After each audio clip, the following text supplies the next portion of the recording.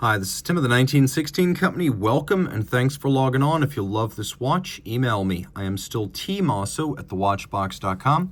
It is still your purchase and pricing email question line for buying this or any watch you see on any of our platforms. Please reach out to me directly. I am T. Mosso at thewatchbox.com. Today we discuss one of the best 2021 launches from Patek Philippe. This is the Calatrava 6119G-001, the heir to the legacy of 1985's legendary and landmark 3919. This watch is a new generation of Hobnail bezel Calatrava with a new movement. 39 millimeters in diameter in gray gold, white gold that does not need rhodium plating. It's the good stuff. The watch is 8.3 millimeters thick from lug to lug, 46.9 millimeters with a 21 millimeter spacing between the lugs. I throw the watch on my wrist, very comfortable. The strap is very stiff, so I have to pull it tight. It's constricting my wrist and exaggerating the width of this watch across the wrist. Rest assured, at under 47 millimeters lug to lug, this is suitable for a wrist as small as 14 and maybe even 13.5 centimeters circumference. It's just that I am pulling the stiff, unbroken in strap super tight. The strap, though, is of high quality. Good straps generally start very stiff. We have medium semi-rectangular scale alligator leather that actually descends in scale, pun intended. As you move down, the scales are smaller. And then we have a gloss black finish, a monotone stitch, and in profile, a folded edge with calfskin on the bottom, no crimping, no gouging, a brand new Patek Philippe factory strap, pull tab spring bars, so with just your fingernail you can pop the strap off. We have a spade style matching white gold Patek Philippe pin buckle for adjustments.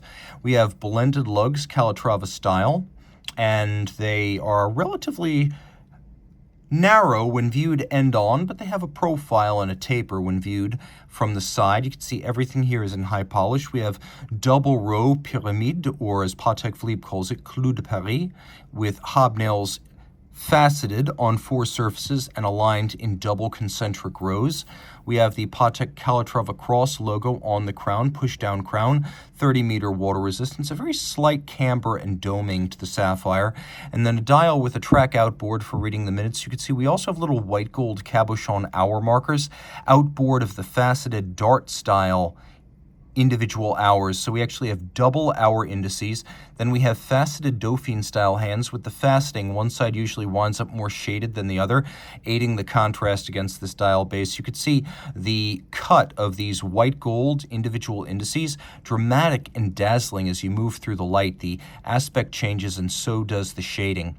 Now the reason for using white gold on the dial is that it can't oxidize, tarnish, fade, or blur over time. It will always be shiny and new. A railroad style white lacquered minute track, and then we've got what Patek Philippe describes as a charcoal gray center dial with a steel-like vertical satin grain. We have a small second sub-register with a concentric pattern, and then you can see a very subtle polished chapter ring around it.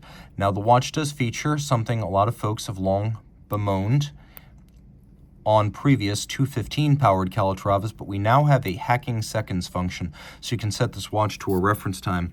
Part of that is because of the large new twin barrel manual wind caliber 30-255. So this movement is large, filling the case back 31 millimeters in diameter.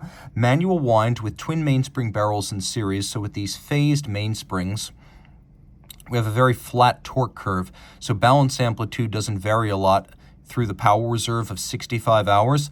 As a result, without resorting to constant force devices, you get very consistent timekeeping.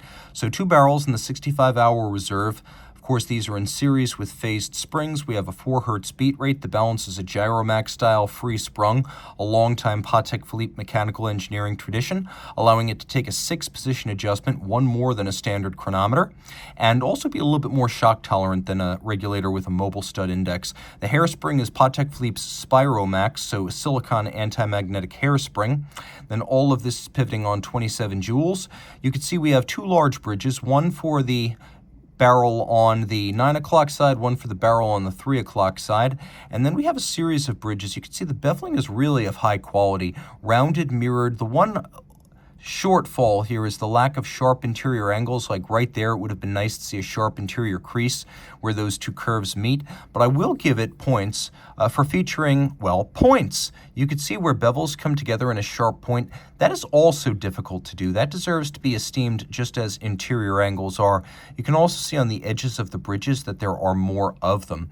The stripes are nice and broad. You can see they have a nice shading gradient from one side to the other. We have polishing in all of the jewel sinks. They're reamed and polished. All screw heads are black polished on their tops and chamfered on their slots and circumference. You can see that the barrels themselves are solarized. We have satinated wheels. We have engine-turned perlage on the base plate. And then we also have little mounting pins. You can see the mounting pins right here adjacent to the balance.